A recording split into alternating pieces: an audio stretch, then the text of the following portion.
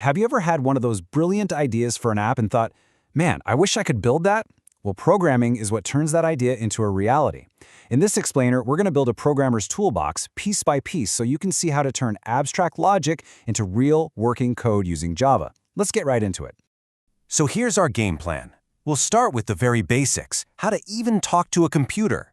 Then we'll start filling our toolbox with ways to store data, make decisions, and automate tasks. And finally, we'll pull all those tools together and build our very first application.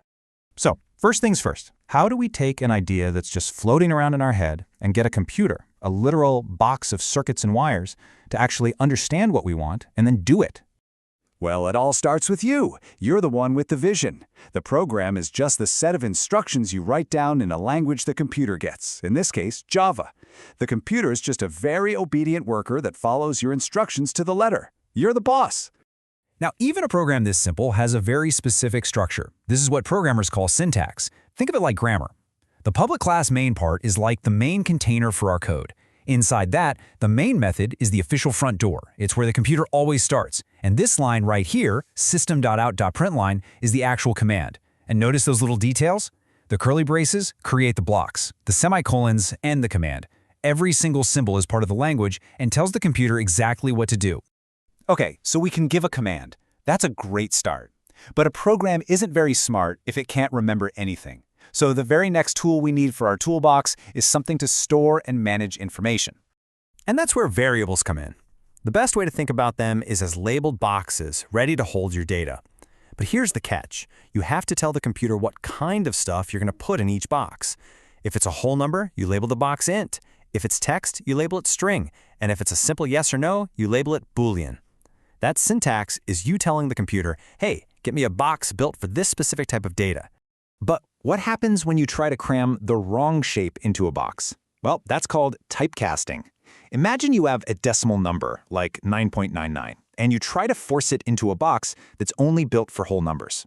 The computer doesn't know how to round it, so it does the simplest thing it can. It just chops off the decimal part, leaving you with 9. The way you tell it to do this is with that int syntax you see in the code. It's you saying, I know this doesn't fit perfectly, but do it anyway. It's a really useful tool, but you've got to be careful with it. All right, so we can store data in our boxes. Now let's give our program a brain. A good program has to be able to look at a situation and make a choice. It's time to add the logic tools to our kit. You know, when you get right down to it, computer logic is incredibly simple. Every decision boils down to one thing. Is a statement true or is it false? That's it. We combine these simple questions using logical operators. The AND operator, which you write with 2 ampersands, and, needs both sides to be true.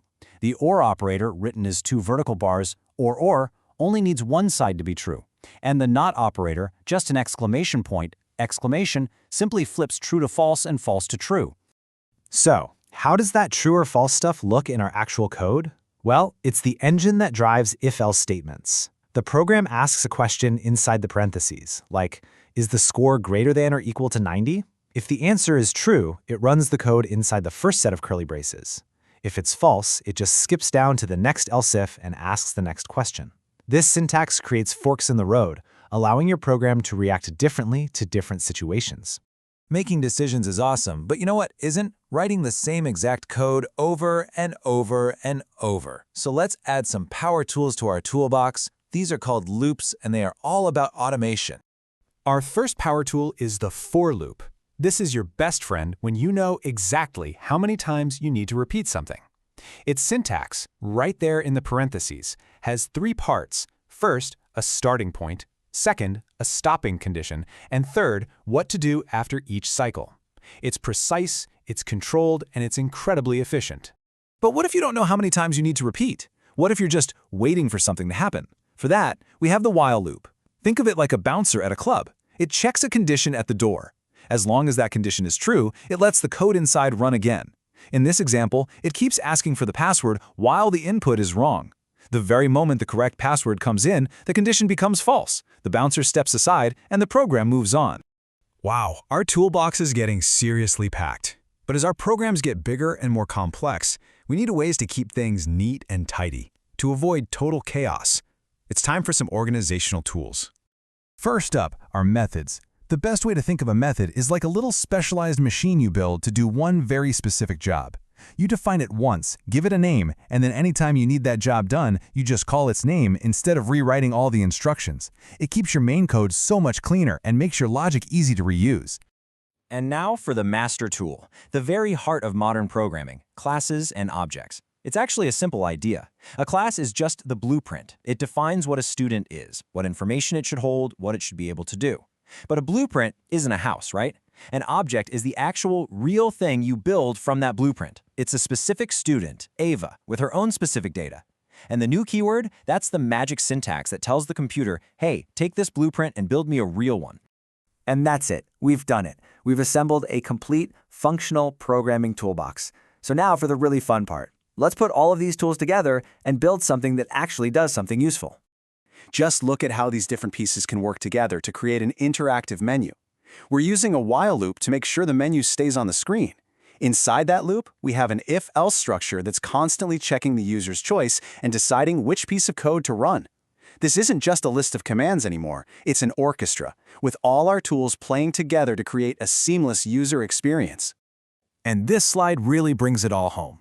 On the left, we've got our bank account class. That's the blueprint. It lays out what information every bank account needs and what actions it can perform. Then on the right, you see the code that brings it to life. And check out that withdraw method. It uses an if statement, our logic tool, to make sure there's enough money in the account before it allows the withdrawal. That's how you build smart, safe logic right into your design. So let's just trace the workflow for a second. First, we use our bank account class to create a real account object. Then we enter a menu loop that keeps running. When the user chooses an action, the program calls a method that uses if logic to check if it's possible, and it gets back a true or false answer. Finally, the screen updates based on that result. See? Every single tool we put in our toolbox has a critical job to do. And there you have it. You've officially seen how to combine all the fundamental building blocks, storing data with variables, making choices with logic, repeating things with loops, and keeping it all organized with objects to create a real working application. That right there is the essence of programming. See, programming isn't some secret magic. It's about using a set of powerful, logical tools to solve problems and bring your ideas to life. You've just put together your starter kit. So the only real question left is, what are you going to build with it?